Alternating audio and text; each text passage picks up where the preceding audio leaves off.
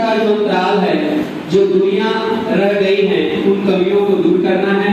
इन 1.5-2 वर्षों में आप लोग पढ़ाई से इतने दूर हो गए हो कि कक्षा के स्तर पर बात करें तो छात्र अपनी कक्षा के स्तर से उनका जो ज्ञान है वो 4-5 साल पीछे चला गया है।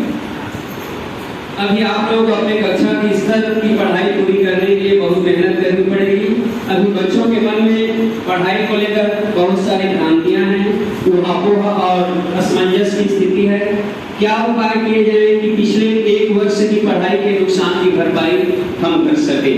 और आज का हमारा यह भ्रांति और निवारण कार्यक्रम स्पेशल काउंसलिंग है, इसी संदर्भ में रखा गया है, जिसमें हमारे प्रवक्ता आपकी हर भ्रांतियों का निवारण कर मार्गदर्शन देंगे। आदरणीय प्राचार्य महोदय।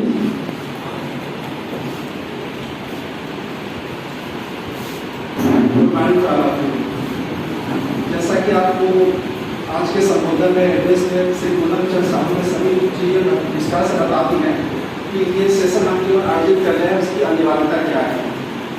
जहाँ तक आप सभी को इस बात की जानकारी होगी कि पिछले 2-3 सालों में जो अवरोध पैदा हो गए हैं, जो गतिरोध आए हुए हैं हमारे शैक्षणिक प्रणाली में या शिक्षा जगत में, न सिर्फ हमारे बल्कि पूरे भारत और कहा जाए कि सारे विश्व में यही स्थिति है, तो कोई अतिशयोक्ति नहीं होगी। आप सभी को मालूम है कि न सिर्फ विद्यालय वरन कॉलेज और महाविद्यालय की भी यही स्थिति है। प्राप्त जानकारी के अनुसार कई अभी ऐसे राज्य हैं जिसमें विद्यालय पूर्ण रूप से संचालित नहीं हो पाई है, और जहाँ तक हायर कॉलेज की बात है, कई टेक्निकल इंस्टीट्यूट अभी भी संचालित नहीं हो पा रही है।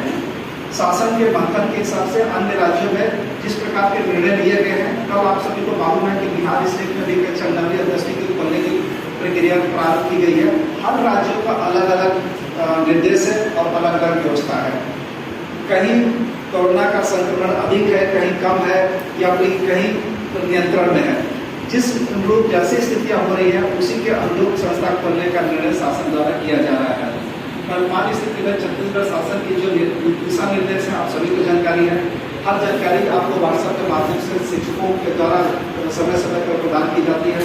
संभवतः आप ये जानकारी अपने अभिभावकों को भी देते होंगे, ऐसा विद्यालय का मानना है। और ऐसा हमेशा निर्देश किया गया है कि आपको जो भी जानकारी दी जाती है अभिभावकों को जरूर प्रेषित करें। ये निर्देश हमेशा जारी रहता है और निर्देश में ये लिखा रहता है कि हर एक संदेश अभिभावकों को पहुँचाएं। पिछले दिन ऐसा कुछ हुआ कि हम लोग सीधा अभिभावकों की मीटिंग आयोजित किए हैं और सभी सब विस्तार पर चर्चा की है, जिसमें हो सकता है कि अधिकांश छात्र जो यहाँ पर उपस्थित होंगे, जिनके छोटे भाई बहन अगर मिडिल क्लास या प्राइमरी में पढ़ते होंगे तो उनको याद होगा कि पिछले 2 सप्ताह पहले हमको अभिभावकों की मीटिंग ली है और संस्था की तमाम जानकारी उनको प्रदान की है। कहने का आशय ये है कि अगर हम संस्था बुला रहे हैं और विद्यालय सुचारू रूप से संस्था को संचालित करना है तो उसके पीछे की योजना और रणनीतियों पर हमको काम करना होगा। और ये आवश्यक है कि अब इस स्थिति में जितने भी हमारे प्रश्न हैं, जितने भी शंकाएं हैं, जितने भी हमें भ्रम की स्थितियाँ हैं, उसका निवारण भी हो जाए। इसीलिए सेशन को हम लोग ने ऐसा सृजन करने की कोशिश की कि जो भी आपके मन की शंकाएं दुविधाएं होंगी उसका निवारण हमारे शिक्षकों के माध्यम से आपको किया जाए, ताकि आगे विद्यालय संचालन में सहयोग प्रदान हो। के संक्रमण के बारे में असेंबली में प्रेजेंटेशन प्रारंभ किया था। हो सकता है कि कुछ छात्र भी होंगे जो स्लाइड ड्राइंग शीट के माध्यम से के द्वारा रेड क्रॉस सोसाइटी के द्वारा हमने कोशिश किया था कि एक अभियान यहाँ पर किया जाए और सभी छात्रों को इसके बारे में जानकारी प्रदान की जाए। अगर आपको याद होगा तो कई छात्रों के अंदर कोविड जानते भी नहीं थे कि कोरोना होता क्या है, लेकिन इसका हमने बहुत कोशिश किया था कि जरूरी मात्रा में इसका हम सारी जानकारी आपको प्रदान करने की कोशिश की। तो उसके बाद समय समय ये समस्या के रूप विकराल रूप धारण करते गया। और आप सभी को मालूम है कि जब मार्च महीने में बोर्ड परीक्षा की तैयारी होने लगी, हमारे कक्षा 9वीं और कक्षा 11वीं तो होम एग्जामिनेशन प्रारंभ हो गए, तो पूरे भारत उस पर चर्चा का विषय था। लेकिन इसीलिए मैंने सोचा होगा कि कक्षा 9वीं और कक्षा 11वीं की परीक्षा हमारे तो पूर्ण हो जाएंगे, लेकिन 10वीं 12वीं की बोर्ड परीक्षा पूर्ण भी नहीं हो पाया।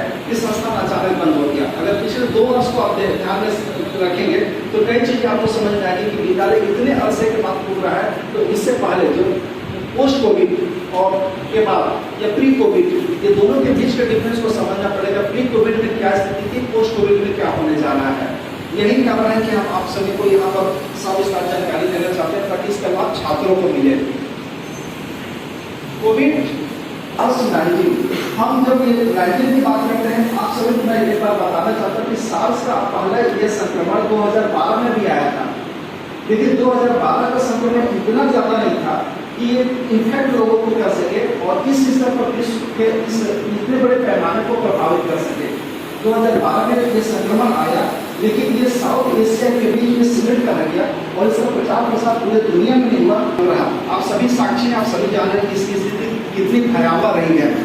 इसमें ये भी आपको चलती नहीं होगी कि कई छात्रों के परिवार भी इससे संक्रमित हुए होंगे, क्योंकि इस वेव से ये माना जा रहा है कि भारत के बहुतायत जनसंख्या इससे प्रभावित हुई है।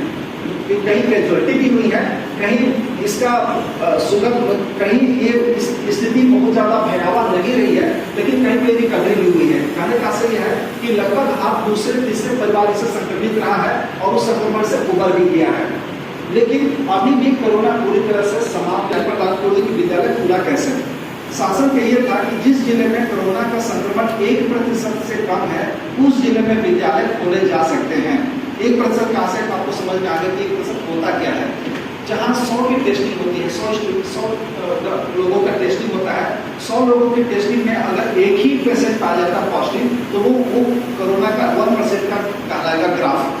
तो अभी की स्थिति में 2 हफ्ते पहले की जो जानकारी मेरे को प्राप्त हुई है कि 200 लोगों का टेस्टिंग में एक आदमी पॉजिटिव पाया जा रहा है। इसका मतलब कि संक्रमण की दर क्या है? 10.5%, 1 से कम है। जिस दिन 100 में 2 या 4 या 5 लोगों संक्रमित पाए जाएंगे, यह फिगर 1% से ऊपर हो जाएगा। उसके बाद ये कलेक्टर की जिम्मेदारी होगी कि वो उस जिले के संस्थानों को बंद करा दे। तो अभी भी टेस्टिंग चल रही है, लेकिन टेस्टिंग का जो रिपोर्ट आ रहा है अभी भी 1% से कम आ रहा है। इसका असर यह है कि अभी हम आंशिक रूप से विद्यालय खोले हैं कई शर्तों के साथ। शासन का तो पहला शर्त ये है। दूसरा शर्त है कि प्राथमिक विद्यालय को खोला जाना है, कक्षा 1 से कक्षा 5वीं। आपके भाई बहन अगर 1 से 5वीं में पढ़ रहे हो तो आप समझ जाएंगे कि उनको अंतराल दिवसों में बुलाया जा रहा है। 8 इवेंट के तहत में पहले दिन 1ली को, 3री को, 5वीं को, उसके बाद 8वीं, 1 से 5वीं और 8वीं तथा कक्षा 10वीं और 12वीं। कुल मिलाकर कौन से क्लास संचालित नहीं हो रहे हैं? 9वीं नहीं हो रहे हैं, 11वीं नहीं हो रहे हैं, 6वीं और 7वीं। आप सभी छात्रों को मालूम होगा कि 4 क्लास नहीं आ रहे हैं और प्री प्राइमरी की क्लासेस नहीं आ रही है। प्री प्राइमरी का आशय है नर्सरी और केजी की क्लासेस। कुल मिलाकर 6 क्लासेस नहीं आ रही है। शेष विद्यालय के छात्र को इसका लाभ मिल रहा है, लेकिन कई शर्तों के साथ कोरोना के जितने भी गाइडलाइंस है उसको परिपालन किया जाना चाहिए। जो 3 गाइडलाइंस है उसको बार बार बताने को सरकार सभी को मालूम है कि 3 गाइडलाइंस क्या है। उसके तहत विद्यालय को खोला गया है और उसका लाभ आपको लेना है, नियमित रूप से लेना है। आगे बढ़ाते हिस्ट्री ऑफ द मार्च, मैं इसके बारे में थोड़ा सा चर्चा कर देना चाहता हूँ कि स्थितियाँ कैसे हुई थी। आप सभी को मालूम होगा कि 2020 में जब हम वार्षिक परीक्षा का रिजल्ट घोषित करने वाले, किसी को डेट याद है कि किस दिन वार्षिक परीक्षा का रिजल्ट घोषित होने वाला था? जब आप 2 साल पहले रहे होंगे तो हाउस एक्टिविटीज, इसमें मेरे ख्याल से अधिकांश छात्र होंगे जो हमारे सृजनात्मक गतिविधियों में शामिल हुए होंगे। सृजनात्मक गतिविधियों में हमारे जितने भी हाउस एक्टिविटीज थे जो कैलेंडर्स में दर्ज थे, उसके हिसाब से हमारे टीचर्स को निर्देशित करके हाउस एक्टिविटीज किया गया। और न सिर्फ हाउस एक्टिविटीज हुआ बल्कि इसके रिजल्ट भी दे रहे थे। आप सभी को मालूम होता है कि जब यहाँ पर हमारे हाउस एक्टिविटीज होती थी सैटरडे को, तो मंडे को उसका परिणाम घोषित होता था और मंडे को सर्टिफिकेट के साथ फर्स्ट और सेकेंड और थर्ड को असेंबली में प्राइज के साथ सर्टिफिकेट का वितरण किया जाता था। लगभग यही स्थिति हो रही थी। सर्टिफिकेट यहाँ भी थे, लेकिन चूंकि ऑनलाइन ये कॉम्पिटिशन था, इसलिए ऑनलाइन सर्टिफिकेट का वितरण किया गया। अगर संभव हो तो हो सकता है कि स्कूल खोलने के बाद अगर ऐसे कुछ सर्टिफिकेट सोच सकते हैं कि अगर हमारे पास हो गए तो हम वितरण करने की प्रक्रिया को प्रारंभ कर सकते हैं। बशर्ते हमारे पास एक व्यवस्था पूरी तरह से कायम हो जाए और हमारे पास सर्टिफिकेट उपलब्ध हो जाए। कहने का आशा ये है कि हम चाह रहे हैं कि छात्रों को घर बैठे विद्यालय की सारी व्यवस्था, सारी सुविधाएं दे सके। जैसा हम विद्यालय में महसूस करते हैं, यही विधि हम चाह रहे थे कि छात्रों को घर बैठे मिले। इसके लिए आपका सहयोग की आवश्यकता थी, आपके अभिभावकों का भी कोऑपरेशन की आवश्यकता थी, लेकिन लगन, मेहनत और परिश्रम के साथ आपके नियमित हमेशा विद्यालय से जुड़े रहने की हमेशा ही अपील की जाती थी, जो संभव नहीं हो पा रहा था। जहाँ तक जानकारी मेरे को है कि अटेंडेंस की स्थिति में छात्रों की अटेंडेंस में 100% नहीं हो रही। इसके पीछे भी कई कारण हो सकते हैं। हो सकता है कि कोई नेटवर्क की समस्या हो सकती थी, या फिर हो सकता है कि छात्र को इसकी जानकारी, या फिर इसमें और भी कोई इशू हो सकते थे। लेकिन कुल मिला के जैसा एक शैक्षणिक वातावरण विद्यालय आके होना चाहिए था, वो व्यवस्था हमारे ऑनलाइन में नहीं हो रहा था। विद्यार्थी बहुत है, लेकिन फिर भी संस्था हमेशा ये कोशिश करता रहा कि विद्यालय में जितने भी गतिविधियाँ उस सबका लाभ आपको घर बैठे मिलता रहे। Next, cultural activities. अगर आपको याद होगा कि हमारे विद्यालय में 2-3 एक्टिविटीज हमेशा हर साल होते रहे हैं, जिसमें कल्चरल एक्टिविटी के अलावा हमारा एनुअल फंक्शन है, स्पोर्ट्स एक्टिविटी में एनुअल स्पोर्ट्स में हमारे जितनी भी गतिविधियाँ समय समय पर आयोजित होते रहे, उसका लाभ छात्रों को मिले। क्योंकि हम हमेशा शैक्षणिक गतिविधियों की बात नहीं करते हैं। विद्यालय का आशा है कि हम छात्रों को सर्वांगीण विकास के लिए उनके जितने भी रुचि है और क्षमताएं हैं, उस क्षमताओं के अनुसार हम गतिविधियों को समावेश कर सके और शामिल कर सके। यही कारण कि समय समय पर हमारी गतिविधियाँ चेंज हो जाती है, परिवर्तित हो जाती है, जिसका लाभ कहीं न कहीं सभी छात्रों को मिलता है। क्योंकि यहाँ जितने भी छात्र हैं, सभी छात्रों की उपयोगिता और सभी छात्रों की अभिरुचि के अनुसार से हमारी जितनी भी व्यवस्था है, उस व्यवस्था को हमको परिपालन करना होता है। और उसी प्रकार का हमको हाउस ऑफ कॉम्पिटिशन में किसी प्रकार की प्रतिस्पर्धा है, उस प्रतिस्पर्धा को हमको आयोजित करना होता है। विज्ञानी विषय चूंकि लास्ट ईयर विज्ञानी में आ गए थे, तो 10वीं और 12वीं के छात्रों को निर्देशित किया गया था कि हर एक विषय का प्रति माह एक असाइनमेंट जमा करना है। जब वो सब्जेक्ट की अगर बात करें 10वीं में, तो सभी 6 सब्जेक्ट का 3 लैंग्वेज, जिसमें हिंदी, इंग्लिश और संस्कृत, और 3 विषय सामाजिक विज्ञान, विज्ञान और गणित। इसी प्रकार हायर सेकेंडरी में सभी छात्रों के लिए असाइनमेंट की अवमानना कर दी गई और ये निश्चित किया गया था कि प्रत्येक माह हर विषय का असाइनमेंट सबमिट किया जाना है। आप सभी को मालूम है कि 6 असाइनमेंट कंपलसरी कर दिया गया। आप सभी छात्र असाइनमेंट की प्रक्रिया को पूर्ण न सिर्फ पूर्ण किए बल्कि विद्यालय में जमा भी किए। लेकिन ऐसे छात्र जो असाइनमेंट नहीं जमा कर रहे थे या नहीं कर पा रहे थे, उनके लिए विद्यालय ने एक योजना बनाई और उनको अनिवार्यता कर दी कि उनका भी असाइनमेंट आए। ये शासन का निर्देश था। इसका मतलब ये हो गया था कि शासन कहीं न कहीं ये मान के चल रहा था कि पूरे शैक्षणिक सत्र के साथ विद्यालय नहीं खुले तो आगे चल के परीक्षा का परिणाम हम किस आधार पर जारी करें। यही सोच था कि असाइनमेंट की प्रक्रिया प्रारंभ की गई। इस सोच के साथ कि छात्रों को कम से कम पढ़ने की लगन पैदा है और छात्र नियमित रूप से पढ़ते रहे। असाइनमेंट में वही सब बातें होती थी जो आपके सिलेबस से पाठ्यक्रम में रहती थी। अंतर इतना है कि असाइनमेंट में आप किताब और जितने भी आपके पास हेल्पिंग बुक्स है उसको देख के उत्तर लिख देते हैं, लेकिन प्रश्न आपके पास जाते थे। कहने का से यह है कि कम से कम उतने प्रश्नों की तैयारी बोर्ड के द्वारा आपसे अपेक्षित उतनी तैयारी हो जाए। अंत में वही बात जो शासन के असाइनमेंट की प्रक्रिया थी, कक्षा 10वीं के जो बोर्ड के परिणाम है वो असाइनमेंट के माध्यम से ही घोषित हुए। हालांकि कक्षा 12वीं में असाइनमेंट की प्रक्रिया के अलावा शासन के लिए सोच रहा था कि कक्षा 12वीं में कक्षा बोर्ड के ऑफलाइन परीक्षा होनी चाहिए। लेकिन इसमें भी शासन ने ये निर्णय नहीं ले पा रहा था कि बाकी बोर्ड परीक्षा ऑफलाइन ले लेनी चाहिए, क्योंकि सबसे पहले शासन चाह रहा था कि सीबीएसई की गाइडेंस को देख लीजिए कि सीबीएसई क्या करने वाला है। सीबीएसई ऑफलाइन परीक्षा लेगा, विषय बोर्ड भी ऑफलाइन परीक्षा लेगा। लेकिन सीबीएसई जब इसका डिक्लेरेशन करता है या घोषणा करता है, 3 दिन पहले छत्तीसगढ़ शासन ने घोषणा कर दी कि कक्षा 12वीं की परीक्षा घर बैठे होगी, तो प्रश्न पत्र उत्तर उसका दे दिया जाएगा और 5 दिन में बच्चे उसको लिखेंगे और विद्यालय में सबमिट करेंगे। आप सभी को मालूम है कि जितने भी आपके सीनियर स्टूडेंट्स हैं, जैसे हमने अभी विषय प्रक्रिया प्रारंभ की थी, उसी के तर्ज पर उनके सारे विषयों के क्वेश्चन पेपर आंसर पेपर हर उपलब्ध करा दिए और 5 दिन के बाद उनको उत्तर लिख के जमा किए। उसके अनुसार उनको बोर्ड का परीक्षा का परिणाम अभी कुछ दिन पहले आया, सभी को पता होगा। तो ये हिसाब से आप सभी को मालूम है कि पिछले साल आप दिन घर में बैठे हुए थे तो हम 2 ऑनलाइन टेस्ट किए थे। पहला सितंबर में लिए थे। आप सभी छात्र को मालूम होगा कि सितंबर के ऑनलाइन टेस्ट में आप सभी शामिल हुए होंगे, जिसमें हम मोबाइल से किए थे। ऑब्जेक्टिव टाइप के क्वेश्चन पूछे थे। सिलेबस 30 से 40% का क्वार्टरली एग्जामिनेशन का सिलेबस रहा था और टीचर्स ने ऑनलाइन आपको क्वेश्चन पेपर भी प्रोवाइड किया। उसके हिसाब से आपने ऑनलाइन टेस्ट दिया और आंसर पेपर भेजे, उसका मूल्यांकन करो। अंत में शासन का योजना के अनुसार ये निर्देश आ गया कि कक्षा 9वीं या कक्षा 11वीं को जनरल प्रमोशन दे दिया जाए। सीधा कक्षा 9वीं के सारे बच्चे उत्तीर्ण होकर कक्षा 10वीं में चले जाएंगे और 10वीं 11वीं के छात्र उत्तीर्ण होकर कक्षा 12वीं में चले जाएंगे। लेकिन हमने ऑनलाइन टेस्ट लिया, हालांकि शासन के गाइडेंस को हम भी परिपालन किए। हम किसी भी बच्चे को डिटेन नहीं किए, किसी बच्चे को सप्लीमेंट्री नहीं किए, सबको प्रमोट किए। लेकिन अब ये स्थिति है और ये गंभीर स्थिति है जिसके लिए यहाँ पर हम काउंसलिंग के लिए आपको बुलाएं कि क्या आप वाकई में या वास्तव में कक्षा 12वीं में पढ़ने के लिए आप सक्षम हैं या फिर इतनी डिफिशिएंसी है कि कक्षा 12वीं वाकई आप पाठ्यक्रम को अच्छे से पढ़ सकते हैं, जब ये मान ले लो कि पिछले 1 या 2 साल से पाठ्यक्रमों को आपने ठीक से पढ़ा ही नहीं है। स्कूलों हमारे विद्यालय को क्या बोला जाए कि छात्रों को लॉकडाउन ने कैसे प्रभावित किया। सबसे पहले मेंटली आपको मानसिक रूप से एक तरह से इतना ज़्यादा कंट्रोल कर दिया कि लगभग 16 महीने, अब इसको कहा जाए 2 साल, लगभग 2 साल आप पीछे चले गए। तो आप सोचिए कि आपको मानसिक रूप से कितना ज़्यादा पीछे या कितने ज़्यादा इसमें कमजोरी पैदा हुई कि आप विद्यालय में 10वीं क्लास सीधा 12वीं आ रहे हैं।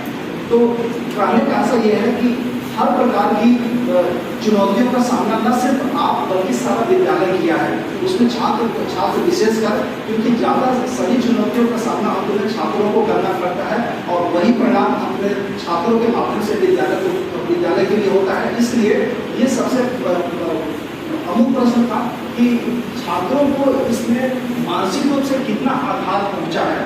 जब ये मैं मान रहा हूँ या विद्यालय को ये सोचना है कि अब हमारे शिक्षक कक्षा 12वीं का पाठ्यक्रम प्रारंभ कर रहे हैं, जब पहला अध्याय प्रारंभ करते हैं, जब प्रश्न पूछे जाते हैं तो कई छात्रों को उसका उत्तर ही नहीं पता होता है, जबकि उनको समझ में भी आता है कि वो पढ़ा क्या रहे हैं, पढ़े कैसे और किस प्रकार से पढ़ने की विधा होनी चाहिए। तो कुल मिलाकर हमारे छात्र शायद कक्षा 12वीं के वर्तमान पाठ्यक्रम को शुरू के दौर में पढ़ने के लिए सक्षम नहीं है या फिर अपने आप को तैयार नहीं कर पा रहे हैं, ऐसे आंकड़े बता रहे हैं। समस्या पैदा हुई है स्वास्थ्य को लेकर, जो जब आप विद्यालय आते हैं तो विद्यालय में कई गतिविधि आती है जिसमें आपका हेल्थ भी मेंटेन रहता है, आपका शारीरिक स्वास्थ्य भी ठीक रहता है, क्योंकि यहाँ की खेल की गतिविधियाँ भी होती है। विद्यालय का यह मानना है कि सिर्फ पाठ्यक्रम ही नहीं, पाठ्यक्रम के बाद खेल की विधा भी बहुत महत्वपूर्ण है। सभी को मालूम है कि हम इवनिंग क्लासेस करते थे स्पोर्ट्स की, लेकिन पूरे 2 साल से इवनिंग क्लासेस बंद हो गई है। हालांकि हम प्रयास किए हैं, अभी कुछ दिनों से हमारे पीटीआई के माध्यम से मॉर्निंग क्लासेस शुरू हुई है स्पोर्ट्स का। जहाँ तक मेरे को जानकारी प्राप्त हुई है, प्रतिदिन 50 से 60 बच्चे इसमें शामिल हो रहे हैं। मैं चाहता हूँ कि ये तादाद ज़्यादा से ज़्यादा संख्या में बढ़े, क्योंकि हमारे पास 3 विद्यालय हैं और हर प्रकार की गतिविधियाँ यहाँ पर कराई जा रही हैं। तो जितने भी छात्र छात्र यहाँ पर उपस्थित हैं, ये भी जरूरी है, क्योंकि माना जाता है कि स्वस्थ शरीर, स्वस्थ मस्तिष्क में स्वस्थ शरीर का वास होता है। इसलिए जरूरी है कि आप सभी मानसिक रूप से और तथा शारीरिक रूप से भी स्वस्थ रहें। तो ये सभी छात्रों के लिए अवसर है, चूंकि विद्यालय खुल गया है, हमारे पास इतना समय नहीं रह जाता है कि हम विद्यालय के बाद आपको स्पोर्ट्स की एक्टिविटी करा सके। वैसे भी आप देख रहे हैं कि हमारे पास जगह की कमी है, यहाँ पर बिल्डिंग कंस्ट्रक्शन का काम चल रहा है, तो कई चीज़ें ऐसे हैं कि हमारे पास इसका जगह का भी अभाव है। लेकिन फिर भी हम ये कोशिश करते हैं कि विद्यालय को बिना किसी प्रकार का प्रभावित किए हुए सुबह 7 बजे से लेकर 9 बजे तक हमारे स्पोर्ट्स की एक्स्ट्रा एक्टिविटीज प्रारंभ हो गई है। तो जितने भी छात्र यहाँ पर उपस्थित हैं, अगर कोई स्पोर्ट्स में इंटरेस्टेड है और हेल्थ को लेकर थोड़ा सा कॉन्शियस है, तो मेरा उनसे अनुरोध है, आग्रह और निर्देश भी है कि आप दोनों विधा में, हमारे चूँकि योगा भी क्लासेस मॉर्निंग में प्रारंभ हो चुके हैं तथा स्पोर्ट्स की ऑफलाइन क्लासेस भी हैं, तो 3 पीटीआई के माध्यम से हम अपनी स्पोर्ट्स की एक्टिविटी में भी आप पार्टिसिपेट कर सकते हैं। और आप चाहें तो 7 बजे आने के बाद स्पोर्ट्स एक्टिविटी अगर 9 बजे तक आप रहते हैं तो 9 बजे के बाद आप कंटिन्यू स्कूल भी कर सकते हैं। ये भी व्यवस्था हमने दिया है और ये भी सुविधा हमने दिया है और ये सुविधा का लाभ ज़्यादा से ज़्यादा छात्र उठाएं। मैं ये भी चाहता हूँ ताकि इसमें इस अंतर को महसूस करें। जिस दिन आप खेल के पढ़ते हैं और जिस दिन बिना खेले हफ्ते में पढ़ते हैं, तो दोनों के बीच का अंतर को आप महसूस करेंगे कि खेल के पढ़ते हैं उसके बाद आपको ज़्यादा समझ में आता है और ज़्यादा आसानी से समझ सकते हैं। इस टेंशन में जिस ऊर्जा में आपको पढ़ना चाहिए वो पढ़ाई नहीं हो पाई है, ये बहुत बड़ी कमी रही है। क्योंकि यहाँ का जो शैक्षणिक वातावरण है, शैक्षणिक वातावरण सिर्फ ऑफलाइन क्लासेस से जो मिलती है, जो विभिन्नताएं मिलती है, जो वेरिएशंस मिलता है, वो आपको ऑफलाइन क्लासेस में नहीं मिली है। जो प्रसन्नता मिलती है, जो हल्कापन महसूस होता है, जो आपको पढ़ने जिसको पढ़ के आप एंजॉय करते हैं, ये इन्वायरमेंट आपको घर में नहीं मिला है। ये 2 साल से आप हमेशा इसके कमी महसूस किए होंगे। तो ये भी एक बहुत बड़ी कमियाँ रही है, ये बहुत बड़ा फर्क रहा है और ये बहुत बड़ा लेकिन भी अंतर जिसको कह सकते हैं। इस कमियों को पूरा करने का अब समय आ गया है और इसका ज़्यादा से ज़्यादा छात्रों को इसका लाभ उठाएं। नेक्स्ट, सोशल बिहेवियर, समाज के प्रति आपकी नकारात्मक सोच ये 2 साल में ज़्यादा बढ़ी है। कॉपरेशन कम हुआ है, लोगों में सेल्फ सेंट्राइड और आत्म केंद्रित होकर बात करते हैं। पहले समाज में दोस्तों में जो दायरा है, ये दायरा भी सिमट गया है। ये भी जरूरी है क्योंकि हम ये सोशल बिहेवियर होना चाहिए जो समाज के प्रति हमारा दायित्व होता है, इसके प्रति भी कमियां देखी गई है। क्योंकि 2 साल से आप आइसोलेट हो गए हैं, घर में बैठे हुए हैं, तो ये दायरा कहीं ना कहीं संकुचित हुआ है। तो ये भी कारण है कि विद्यालय खुला है, तो इस दायरे को दूर किया जाए और कोऑपरेशन और जो सहयोग की भावना और एक ग्रुप का जो रिस्पॉन्सिबिलिटी है, उस समूह के प्रति जो उत्तरदायित्व है, उत्तरदायित्व को भी हम यहाँ पर समझ सकते हैं और आपस में सहयोग करके एक अच्छा वातावरण निर्मित कर सकते हैं। तो एक समय आ गया है कि जो कमियाँ हमको दिख रही थी कि 2 साल में ये कमियाँ हो गई है, उस कमियों को कैसे पूरा करें, इसके लिए चिंतन करना जरूरी है, इसके लिए व्यवस्था बनानी जरूरी है और इस व्यवस्था के प्रति सभी छात्रों को सक्रिय रूप से सहभागिता की आवश्यकता है। तो मेरा अपील रहेगा छात्रों से निर्देश भी रहेगा कि कृपया मोबाइल से पूरी तरह से निजात पाएं, अपने अभिभावकों को मोबाइल दें और क्योंकि बोर्ड परीक्षा है आप इस बात को समझें, यह आपके अकादमी के लिए शैक्षणिक गतिविधियों के लिए उत्थान में बहुत बड़ी रुकावट होगी। अगर कोई छात्र इसके लत पड़ गया और इसके बिना अगर अपने आप को नहीं पाता है, ये मान के चलिए कि उसके विकास जो शैक्षणिक विकास की धारा पूरी तरह से अवरुद्ध हो गई है। इसलिए समय आ गया है कि अगर हमारी ऑफलाइन क्लासेस प्रारंभ हो चुकी है तो आपको अब स्मार्टफोन या गैजेट्स का उपयोग नहीं करना है। यह निर्देश भी होगा, आने वाले समय पर हम अभिभावकों को भी इसकी सूचना देंगे और समझेंगे, उसका परिपालन भी करना है। और एक बात का विशेष ध्यान रखें कि आने वाले समय में हमारी योजनाएं बनेगी और इस योजना में कैसे आपको निजात पाले हम इस पर काम करेंगे। सभी छात्र जो पीछे बैठे हैं सभी ने ध्यान से सुना है, सबने सुनाई दिया है। सभी छात्रों को बहुत बहुत धन्यवाद, आपने ध्यान से सुना और मैं चाहता हूँ कि आने वाले जितने भी हमारे शिक्षक बोलेंगे उसको गंभीरता से सुनेंगे, चिंतन करेंगे, मनन करेंगे, कृपया इसको परिपालन भी करेंगे। Thank you and may God bless you.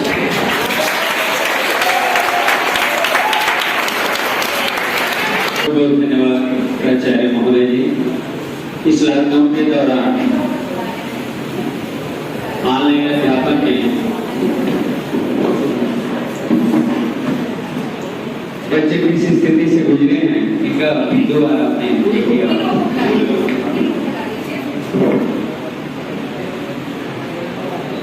आप सभी जो अभी ताली बजा रहे थे वो दिन बिल्कुल नहीं। स्मृति दुबे में व्याख्याता को आमंत्रित करता हूँ। दुबे में प्राचार्य महोदय, वेलकम है। यहाँ उपस्थित शिक्षकगण एवं मेरे प्यारे बच्चों, सुप्रभात। जैसा कि प्रिंसिपल सर ने आपको सभी गाइडलाइन दे दिया है और आपको विस्तार से कोविड के बारे में बताया भी है कि क्या होता है ये और आपने किस तरह से इसे फेस किया।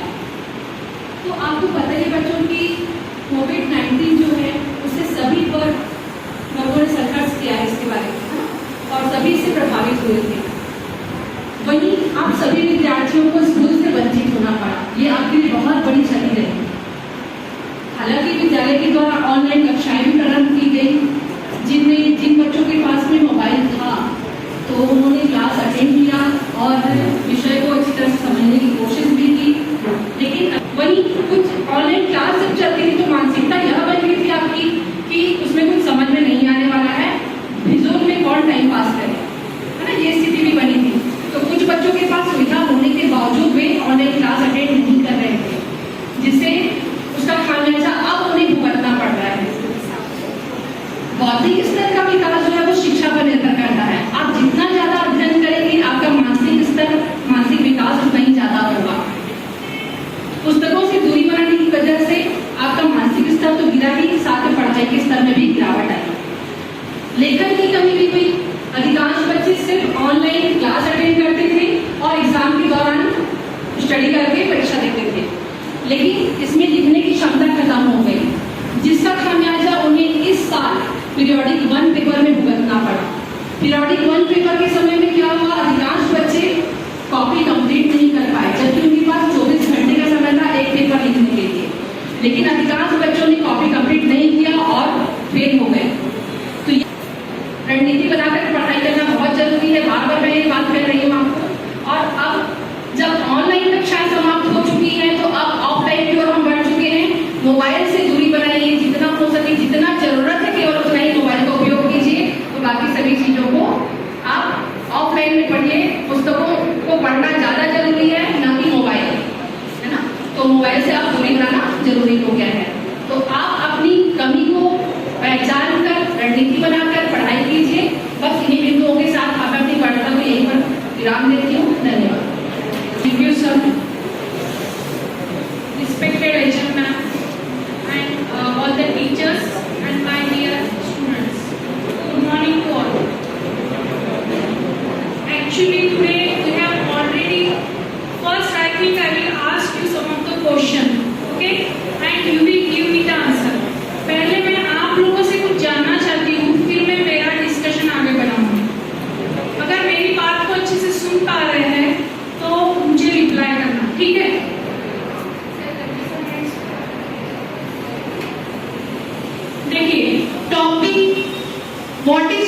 topic you already know. It is already discussed by our respected principal sir and ma'am also.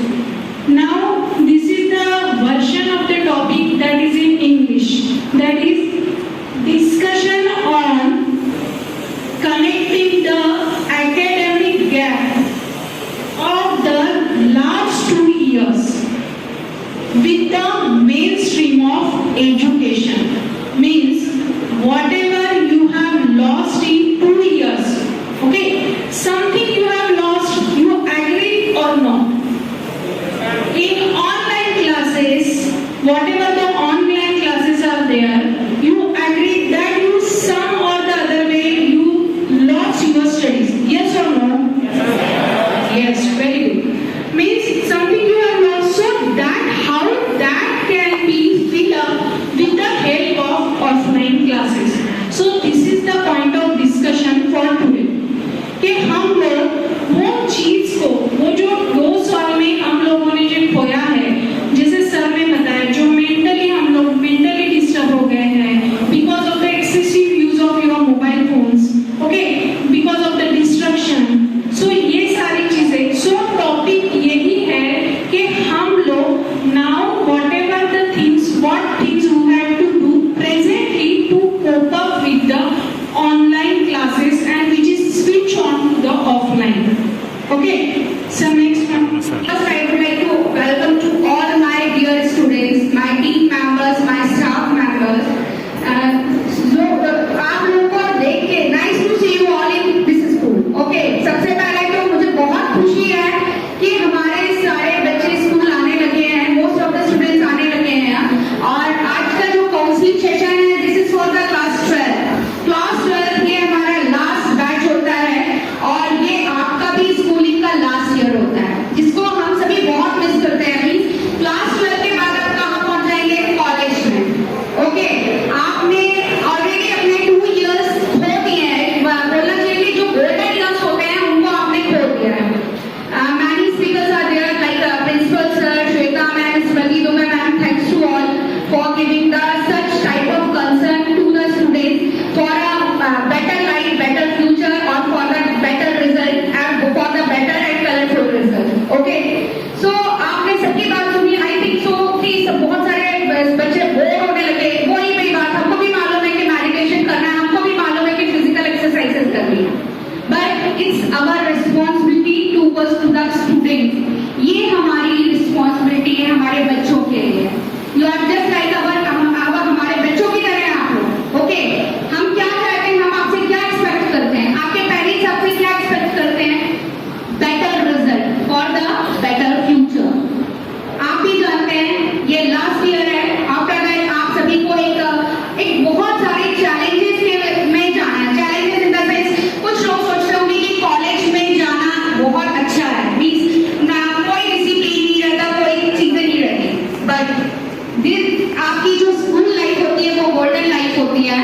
और ड्यू टू कोरोना हम भी जानते हैं कि just like a dream for me कि 24 मार्च 2020 Tuesday at 8 PM our Prime Minister Modi was announced the lockdown for 21 days. हम सभी जानते हैं ये चीज, ठीक है. आफ्टर दैट हमने 12-13 months में बहुत कुछ खोया. We have lost many things. We have learned many things. Okay, हम किसी भी चीज को ये नहीं कह सकते कि हमने सिर्फ खोया, हमने बहुत कुछ सीखा भी. We have lost and learned many things. Okay, like learn हमने क्या किया? हमने किया new technology, digital technology. Zoom अभी तक जो मल्टीनेशनल कंपनीज यूज करती थी फॉर द मीटिंग, हमने सीखा. हमारे टीचर्स ने effort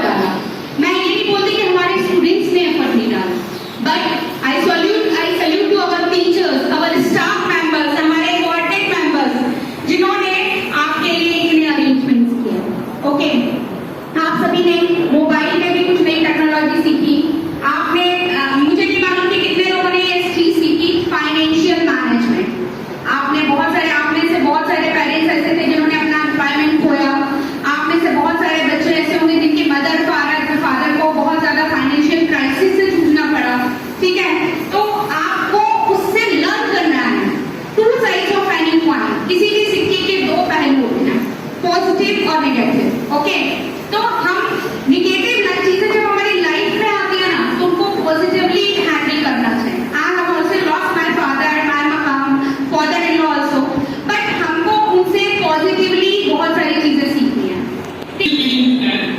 We were not attended, and as a principal, Sir Shweta ma'am and Smriti Dubey ma'am has given the speech about how we can cover this gap of 2 years and how we can focus on our studies. Okay, thank you, Ravi. Okay, how do we cope up with the 2 years gap of study? आप सभी मानते होंगे कि ये 2 साल जो हमने खोया, means हमने जो ऑनलाइन क्लासेस में पढ़ा, that is not enough for us for the future. आप क्लास 12th में हैं, really think about it. मतलब मैं आप सभी को बोलना चाहती हूँ कि आप बहुत आज यहाँ से जाने के बाद सिर्फ आप घर जाके सिर्फ 10 मिनट थिंक करना, सोचना इस बारे में कि आज आपको टीचर्स ने जो बताया कितना करेक्ट है। आप में से बहुत सारे लोग ऐसे होंगे जिन्होंने लास्ट ईयर मैथ सब्जेक्ट ले लिया, किसी ने बायो ले लिया, किसी ने ठीक है, आपने एज पर योर 10th के बेसिस पे मिल गया आपको, लेकिन आई थिंक सो, मुझे लगता है कि बहुत सारे लोग ऐसे हैं जो अभी मैथ सब्जेक्ट के साथ बिल्कुल फैमिलियर नहीं हुए हैं, क्योंकि जो उन्होंने क्लासेस अटेंड की वो ऑनलाइन क्लासेस की। एक चीज देखने को मिली, बीच में जो अनुशासनहीनता, इसको आप सुधारिए, है ना। कहीं पर भी हम बैठते हैं तो बिल्कुल रीढ़ की हड्डी सीधी तनी हुई रहती है, अब मैं कह रहा हूं तो सब तन रहे हैं, ऐसा नहीं, आदत डालिए। इनका भी हमारे बुद्धि संवर्धन से बहुत बड़ा संबंध है, रीढ़ की हड्डी का, है ना। जो कुंडलिनी जागरण कहते हैं, मैं अभी चर्चा ज्यादा नहीं करूंगा। सबसे पहले मैं आज के हमारे सभी प्रवक्ताओं का धन्यवाद देना चाहता हूं कि एक से एक अच्छी बातें हमारे छात्रों के लिए बताई, और छात्रों का भी धन्यवाद करना चाहता हूं और सभी शिक्षकों का जिन्होंने इस कार्यक्रम के आयोजन में सफल योगदान दिया। आपने ध्यानपूर्वक सुना, लेकिन सुनना अच्छी बात है, इस पर मनन करना और अच्छी बात है, और इस पर अमल करना ये सर्वोत्तम है। तो जहां तक बने हम सर्वोत्तम की ओर आगे बढ़े। अभी सबसे पहले वो आज अपनी अपनी कक्षा